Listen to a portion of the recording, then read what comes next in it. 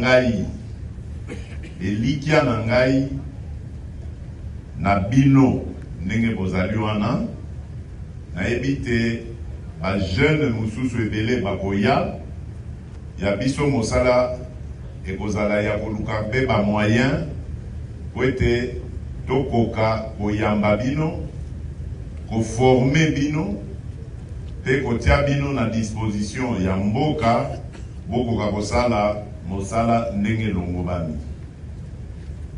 Likambo boyeli awa ezali formation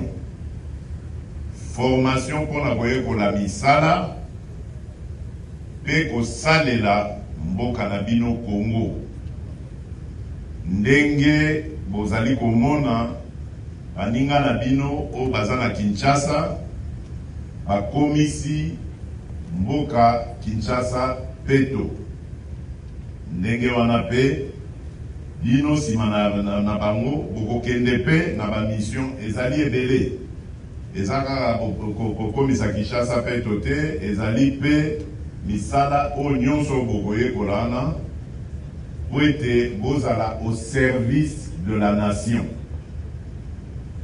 Mboka na biso bakotisaki yango na libulu mbula na mbula ya biso mosala lelo ezali ya kotombola bilongi ya bana mboka nyonso bayoka fierté ya kozala congolais pe ya kolinga Congo na ndeko na ye congolais nde mosala bozali na yango wana ya kolinga mboka na bino pe ya kolinga bana Congo mobimba. Bokotala ekolo te, bokotala religion te, bokotala bisika kelasi te, bisika batu mutu awuti origine na ye ya famille, bino bokotala kaka ke oyo azali mwana ya Congo esengeli kosunga ye kosalela ye. Pe l'État mosala na ye kozala assurer lifuta ya malonga pona bino bokoka pe koévoluer bofonder ba famille bokoma ba responsable. Rapport nayoki epa ya commandant na bino général Kasongo Kabwik Jean-Pierre esalinga esengo mingi na koyoka ke boye bino moko en tout cas na la plupart kati na bino awa boye lokwa ba volontaire boyoki bino moko lolaka ya kokende kosalela mboka ezali likambo ya motuya esengeli penza kopesa bino longonya na likambo wana pe nayebi ke bofongoli nzela mpona ba jeune ebele balandandakisa wana oyo bopesi wana po Congo na biso ekotongama mpe kaka na biso moko bakongole mopaya akouta na mboka na ye te atiki makambo na ye te po ete aya kosalela biso mosala ya botongi mboka na biso.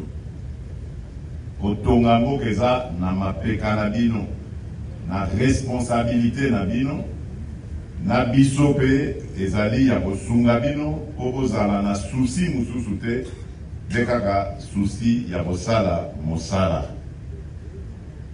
Natondi bino botondi pe naza kosenga bino bo continuer na discipline oyo bozali na yango wana oyo boyekoli awa ezali école mobimba ya vie.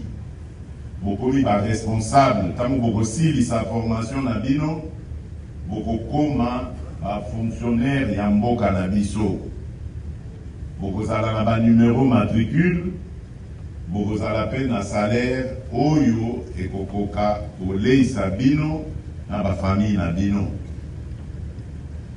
Natondi bino botondi ne nazali koloba pona mosala oyo bozali kosala pe volonté oyo bozali na yango ya kosalela mboka.